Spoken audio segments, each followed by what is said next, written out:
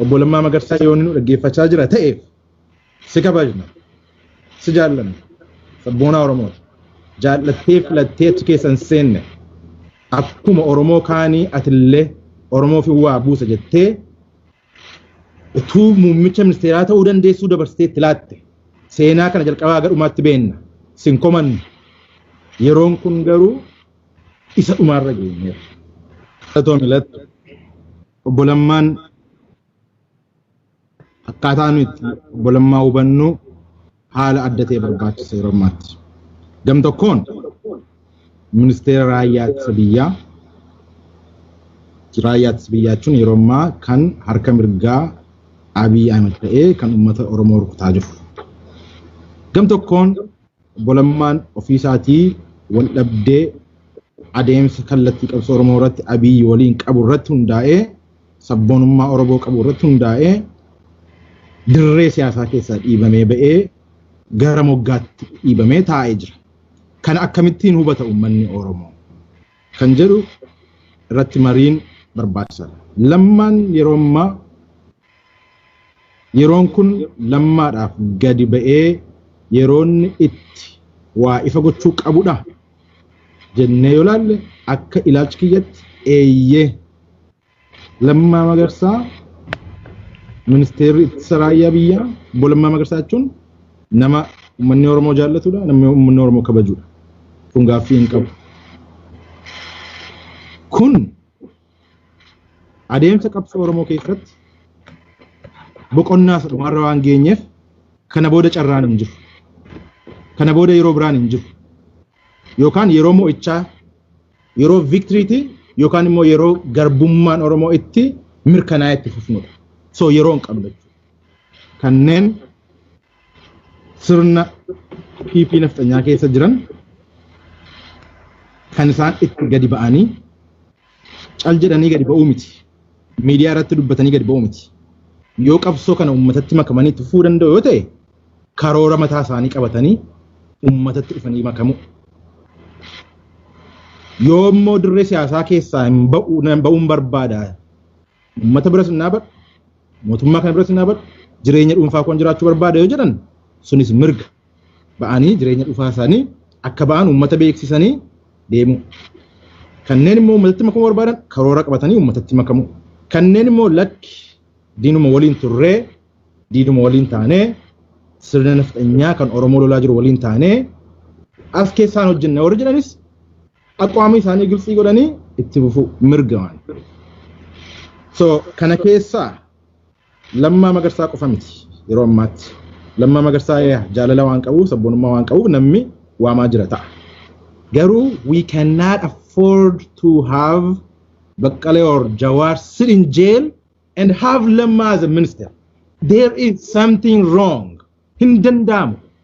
Hacaaluu ajjeestee Jawaariif Baqqaleef Jaal Abdii Raggaasaa mana hidhaa keessee Lammaa Magarsaa raayyaa ittisa biyyaa ta'uu hin danda'amu. Hin ta'u. Hin eeyyamamu. Sammuun Oromoo kana hin fudhatu. It's a time to make a decision. Lammaan haala baay'ee rakkisaa keessa jiraachuu danda'a. Ofiisaatiiyyuu bakka tokkotti adda baasanii waraanaan eegaanii jiru ta'uu danda'a. Waan inni keessa jiru isaaf Rabbi qofa beeka. Tarii mana hidhaa isa Jawaar faan keessa jiran caalaa ta'uu danda'a kan Lammaa Magarsaa keessa jiru. Maqaa isaatu ministeera ittisa biyyaa ta'e malee jireenyi isaa yoo mana hidhaa keessa ta'uu danda'a.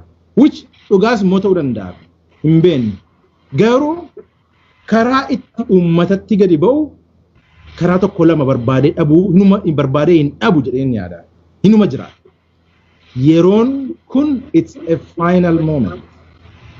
Kana waan ta'eef obbo Lammaa Magarsaa yoo nu dhaggeeffachaa jira ta'eef si kabajna si jaallanna sabboonaa Oromoo jaallattee filattee achi keessan seenne akkuma Oromoo kaanii atillee Oromoo fi waa buusa jettee utuu muummicha ministeeraa ta'uu dandeessuu dabarsitee itti laatte seenaa kana jalqabaa gadhumaatti beenna sin komannu yeroon kun garuu isa dhumaarra geenyeera. Yookaan ummata kanatti akkamitti akkatti makamtee seenaa waggaa lamaan darbe kana itti fiixa baastu irratti gadi ba'uun dirqama jedheen waamicha godha. kanumaan wal qabatee obboloonni keenya Oromoon adda biroon illee kan biyya alaatii biyya keessa beekumsa qabanii abdiif hawwii qabanii uummata keenya tajaajila jijjiirama dhufe jedhanii sirna kana joinii godhan yoo haalli amma deemaa jiru kun yoo waa tokko isinitti agarsiisuu hin dandeenye yoomiyyuu iji keessan arguu hin danda'u. Isin hin komannu, isin hin himannu. Garuu haalli jijjiirameera. Akkaataan itti baatan rakkisaa ta'uu danda'a. Salphaa miti akkasumatti gadi ba'anii hin deeman. Maatii fuudhee deeme namoonni hedduun jireenya gara itti deebi'u hin qabu. Asitti deebi'uufis achi keessa turuufis rakkisaa ta'uu danda'a. Kan hundumaa ni beekna.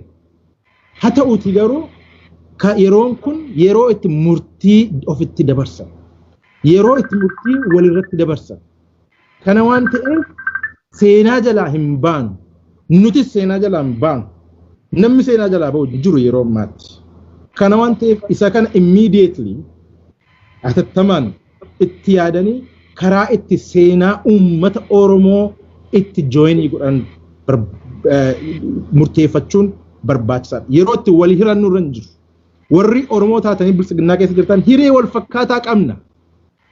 Inni har'a Lammaa Magarsaa house arrest keessa kaa'e isiniinis borimmoo lubbuu keessan baasisuu danda'a. Political assassination yookaan immoo ajjechaan siyaasaa ilaalchaaf amantaa Abiy Ahmed nama hidhaatti amanu miti. Jawaar fa'aa Baqqalaa fa'aa itti cimnaan hidhe malee ajjechaa ture kaayyoonsa. Isaaniif illee noolu jechuu kiyya. Kanaaf murtee keessan murteeffachuun yeroodhaan dubbiin tun babal'atin waan barbaachisaadha. It's a voice of reason jedheen yaada. Kanuma waamicha gochuun barbaade akka obboleessa Oromoo tokkotti. Tole. Waatti dabaluun danda'a. Hayyeetti dabale yaa'e. Dubbii obbo Lammaa yeroo kaafnu xiqqoo emotional nama godha dhugaa dubbachuu fi maaliif jennaan meesii kana hunda keessa kan gallee karaa isa amanuutiin waa hedduu amma duras jechaa turree waan sana hundarra deebi'uudhaaf yeroon isin aanja'u barbaachisaas miti namni keenyas ni beeka waan ta'eef jechuudha. Lammaadha namni Abiyyiin fuudhee iddoo kanaan gahe. Nu caalaa kan Abiyyiin beekus Lammaadha. Waggaa meeqaatama warri waliin hojjettee fi saayikooloojii walii beektu jira. Gaafa Abiyyiin bakka kana fidu aniif Abiy tokko jedhe jechuudha. Abiy har'a akkas godhatu kun kaleessa Oromoof maal fa'aa godhee ture bara qabsoo wayyaanee wajjiniin turanii sana keessatti kan jedhu nuti ragaa hin qabnu. Inni ragaa qabaatee jiraate ragaa sana waan nutti hin qabu jechuudha.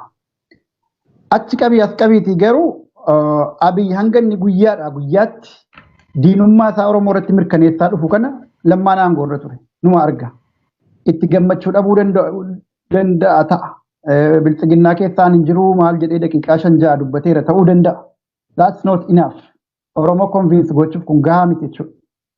Waan jedhee dubbate sanaan Oromoon isa madaale, isa amane, isa jaalatee ture jechuudha. Oromoodhaaf quuqama Oromummaa qabu. Miidhama Oromoon miidhame akka itti dubbatu sanarraa isa amane jechuudha sabni kun. Bara Oromummaadhaan wal amanuutu wallayyaa kana nu buuse bara waan biraatii miti. Amaarri tokko yookiin Tigreen tokko yookiin sabni biraa tokko otoo Oromootti dhufee akkas dubbate akkas waliin amannu turre miti. Akka Oromootti wal amanuu afaan tokko dubbachuu irraayi jarri kun saba araarfataniiru badii kaleessaa dhiisaniiru jechuurraati karaa Lammaatiin Abiyyiin amanne jechuudha bara. Akkasitti hallayyaa kana kan nu buuse Abiy dura Lammaadha.